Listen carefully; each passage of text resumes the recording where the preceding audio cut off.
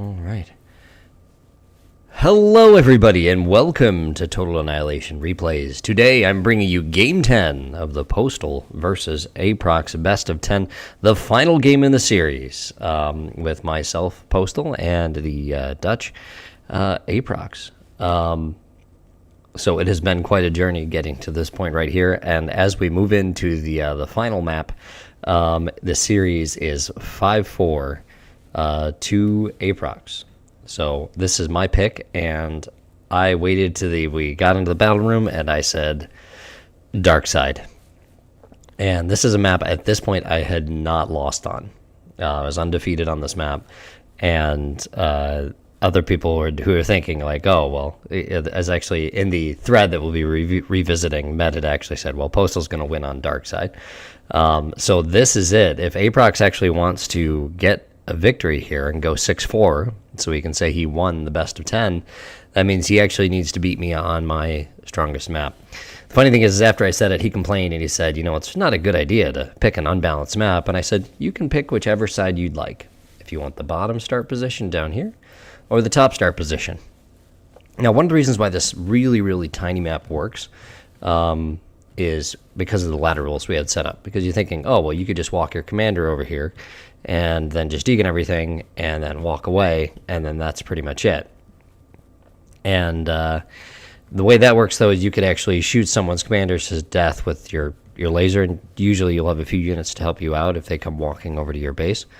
And so you'd win that exchange. And so the end result meant that you kind of had to duke it out with units, which is really fun on a map that's this tiny. So, and I think that's something that's kind of gone by the wayside. I know in current play, draws are a thing.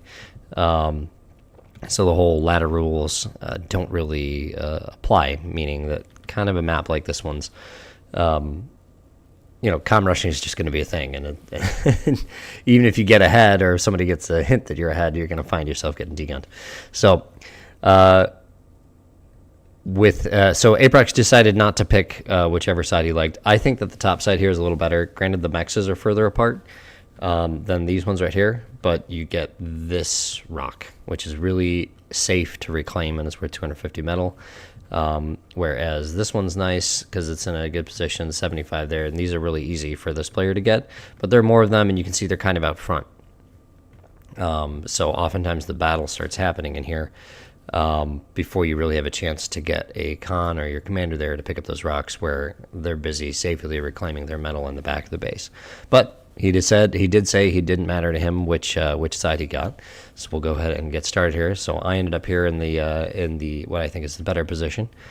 Aprox down here. You can see he's actually gone core because he knows what I do on this map, and he wants to see if he can do it too. I'm very well practiced though, and he's not. Iggy, who's watching the game, says there seems to be an awful lot of mech spots, and that's true. There's a lot of metal on this map for a very, very tiny amount of space. Slashers do dominate.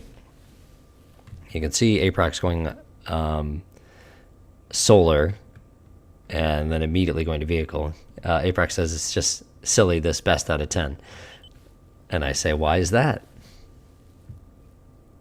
Iggy chiming in, saying he hasn't played in a long time. Am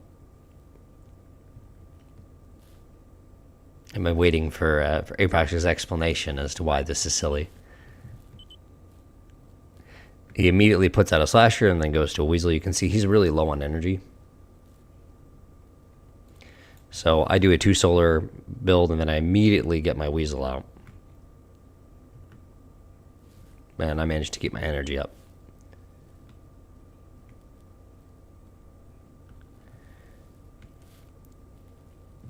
The reason why the slasher is really important early is you want to prevent the other player from locating and marking your vehicle plant or any solars you might have. And that's actually what I'm doing with this. So you see I mark his vehicle plant, I know where it's at. I try to, and this is a nice little block by Aprox. He deguns my top weasel and he puts a slasher in the way, prevents me from killing that metal extractor. You see I get my first slasher out here. We're talking about whether or not more mexes appear on this map if there are more players, which is just not. Nice little move by Aprox here to sneak in behind. I don't have my radar up, and so With weasels, if you see the mechs before their slasher sees you, you're going to get the mechs before the weasel goes down, because it takes 3 missiles to kill a core weasel. You see Aprox, he managed to find my vehicle plant 2, and he goes ahead and marks it. I stopped building my radar, and turn off my vehicle plant 2, because I'm still only on 2 solars. I quickly grab this 100 metal rock up front. Aprox stalling desperately on energy. And that's the problem with the single solar start. He finally gets his second solar up. He's got all these mechs capped, so he's had plenty of metal income. But I've more or less made it up with that rock that I picked up. And I'm coming in here just being really cheeky with this slasher.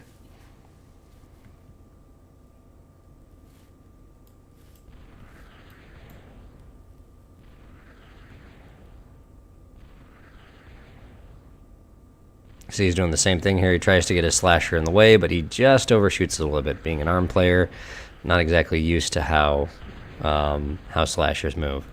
So I tag that mechs, and then I decide it's time for me to go. I get a con out, and I believe, yeah, I only usually ever go 1 construction unit here.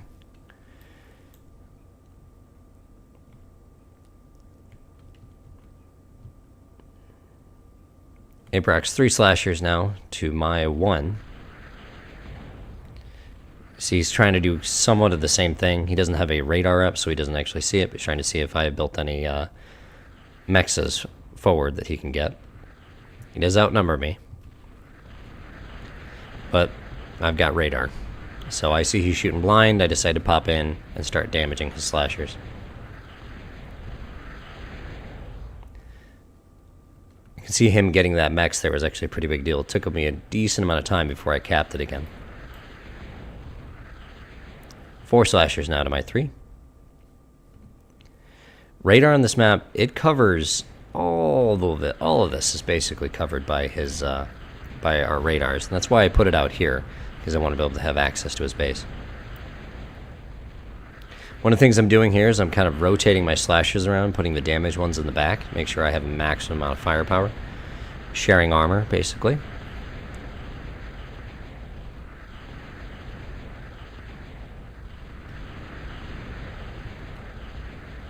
He managed to get his commander up here to get that little rock pile.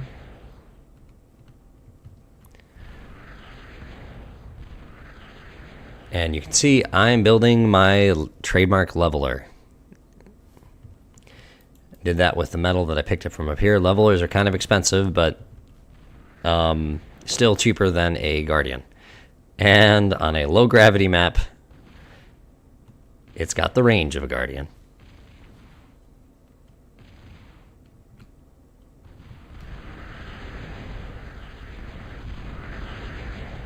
See, he's actually repairing his slashers. Unfortunately, he drove his slasher right into where my leveler is shooting, taking a ton of damage.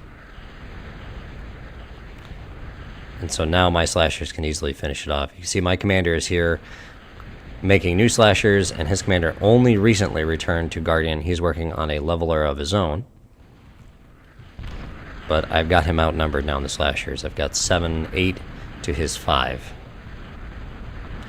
I eliminate his mechs. I'm aiming for this lab here. So, and you can see he's shooting back.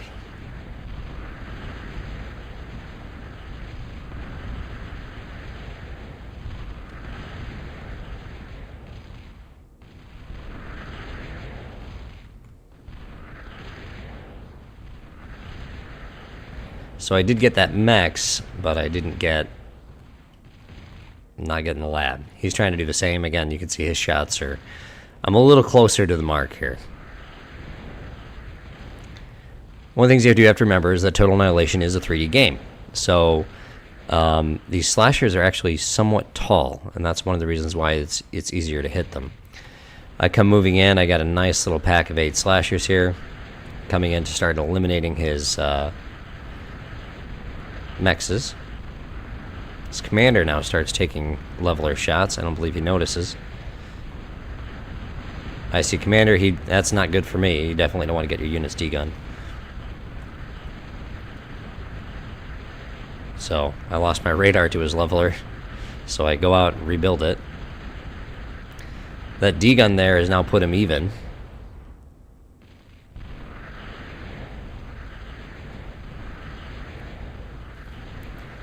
And you can see my construction unit's busy up here capping these mexes. He has no construction unit. Just trying to beat me in the slasher game. And I believe my leveler got his leveler. Or no, I must have gotten his leveler with the slashers. I'm sorry I missed that. So let's say, and you can see after he loses his leveler here, he sets the game speed to 10. He doesn't want to keep playing it. I am in the lead here right now because I've got that con out and I'm even on the slashers. But he was just frustrated and he decides just to quit. So kind of anticlimactic end to what is an excellent series. This is really, really fun to play. It was good to be in. I was definitely the underdog going into it. So for me, a 5-5 finish is better than a 5-5 finish is for him. He was expecting to win it outright, at least pick up a 6-4. But as I said on the thread that he had 7-3 was his lowest option. So let us return to where this all began. With our lovely wager thread. And if you remember from the first video that he did, Aprox put out this funny little poll on the TA Zone forum saying, what will it be? Postal wanted a wager. So the question is, how bad will he lose? So it was either a 9-1 to Aprox, 8-2 to Aprox, or 7-3 to Aprox was the choice. So, and we have all of the trash ass. And I said right here, before it all happened, before it went down, I said, I'm going to save 5-5. I'm going to pick dark side every time. I said, seriously, though, it'll probably be 2-8 in favor of Aprox. So if I win 3 games, what would I win? And Venom says, no. Yeah, I voted 7-3.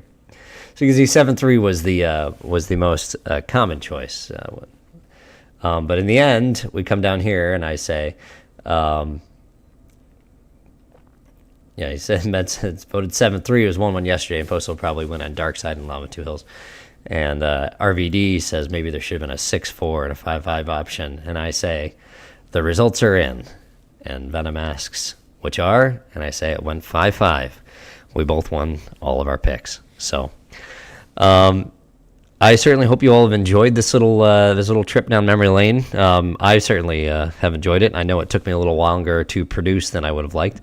But I'm glad it's actually all finally out there.